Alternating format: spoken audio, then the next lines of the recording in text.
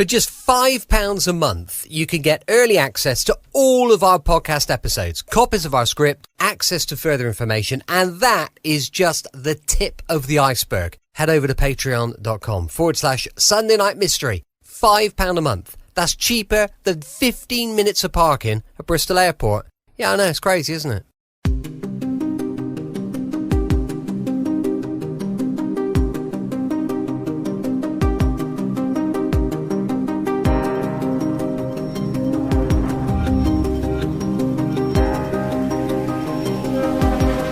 Welcome to Sunday Night Mystery, where we delve into the most intriguing and chilling cases of crime from throughout history.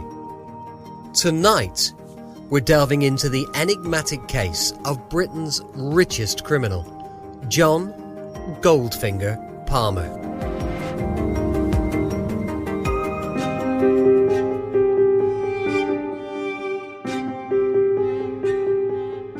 It was a warm summer evening on June the 24th, 2015, when a chilling event unfolded in the usually peaceful South Weald near Brentwood in Essex. John Edward Palmer, nicknamed Goldfinger due to his association with the Brinksmat gold robbery, a notorious gangland boss, was found dead in his £800,000 mansion, a victim of a meticulously planned execution. Shot 6 times, Palmer's death sent shockwaves through the criminal underworld and law enforcement alike. But who would want to silence the man once dubbed Britain's richest criminal? Police never expected to find 16,000 motives for the killing. To understand the complexities of Goldfinger's life and death, we need to journey back to the height of his criminal empire in the 1980s.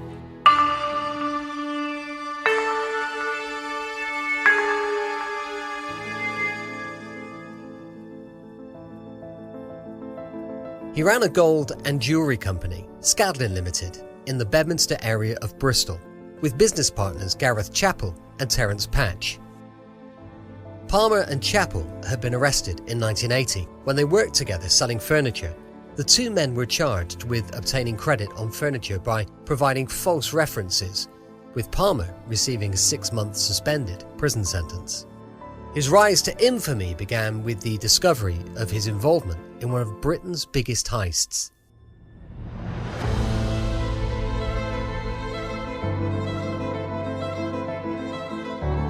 The infamous Brinksmat bullion robbery.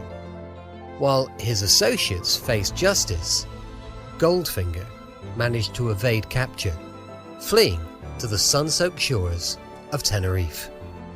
In 1985, following the Brinksmat robbery in November 1983, Chappell and Patch were arrested for their involvement in melting down £26 million worth of gold from the robbery. Palmer managed to avoid arrest at the time, after fleeing to Tenerife with his family only days prior to his company being raided. His family returned to England whilst he sold his remaining assets in the UK and set up a timeshare business at Island Village near Playa de los Americas. After Spain signed an extradition treaty with the UK, he attempted to move to Brazil. But he was arrested and his entry refused as he had travelled on an expired passport. He was deported back to England, and he was forced to face trial.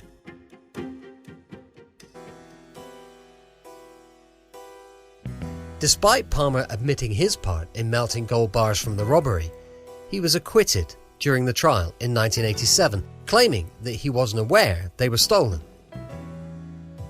However, Gareth Chappell was sentenced to 10 years.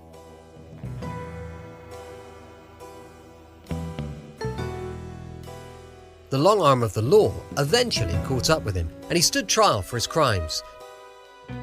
Despite facing serious charges, Goldfinger's charm and charisma won over the jury, earning him an acquittal and his infamous nickname. However, luck eventually ran out, and and he found himself behind bars for orchestrating one of the largest timeshare frauds in history. Despite his wealth, bankruptcy loomed large, and his criminal empire seemed to crumble. In 2001, he defended himself after sacking his legal team in one of the longest fraud trials in British legal history. He was found guilty of masterminding the largest timeshare fraud on record and jailed for 8 years. It's reported that he swindled 20,000 people out of £30 million. But attempts by the Crown to confiscate these profits failed. John Edward Palmer, Goldfinger, sentenced to 8 years.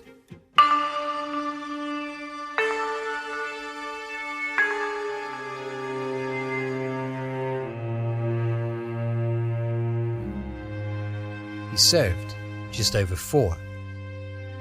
Yet even from prison, Goldfinger continued to pull the strings of his illicit operations, showing a resilience and audacity that defined his life.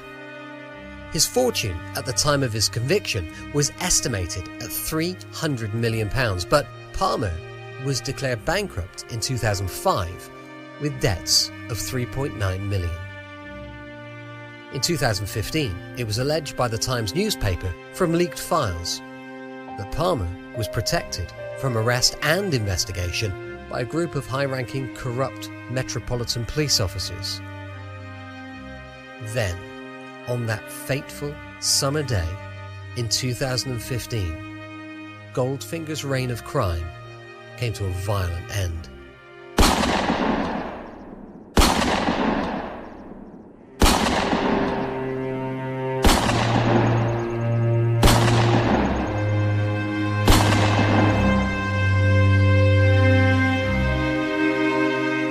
Details of his murder paint a picture of careful planning and ruthless execution.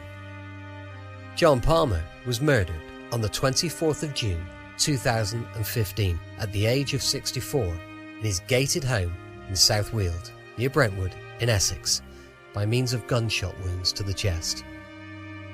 The fact he had been shot 6 times was only revealed during a post-mortem, as the wounds had been mistaken for the gallbladder surgery he'd undergone recently.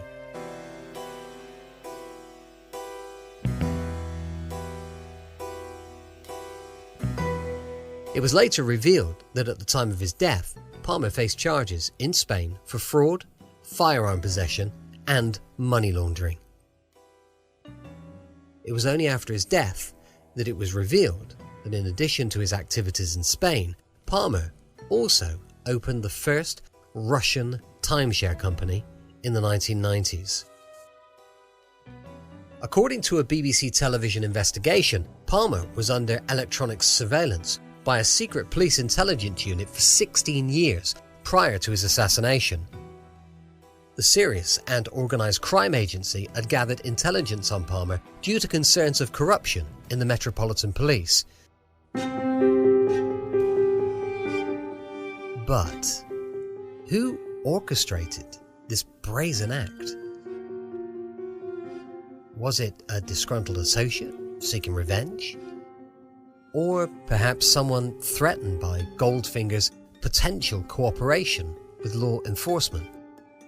The list of people with a grudge against John Palmer was not a short one.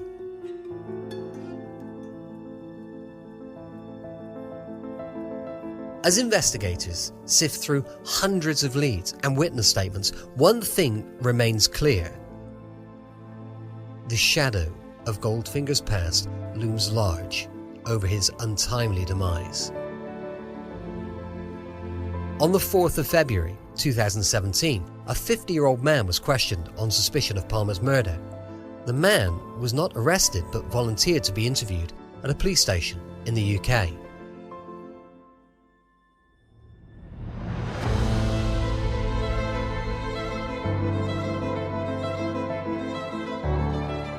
And so, the mystery of Britain's richest criminal continues to captivate and confound us.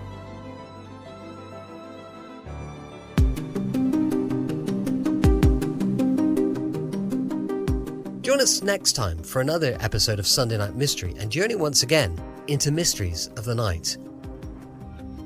I hope they inspire curiosity rather than fear, for in the spine-tingling realm of Sunday Night Mystery, some enigmas defy resolution, leaving us to ponder the shadows of the past. Join us next time for another chilling episode of Sunday Night Mystery. Until then, stay safe and remember, the truth may be hidden, but as long as we keep the investigation alive, it's never truly lost. I'm Brett, and I'll see you next time on Sunday Night Mystery. Until then, stay curious, stay vigilant, and remember to guard yourself against the darkness that surrounds us all. I'll see you next week on Sunday Night Mystery.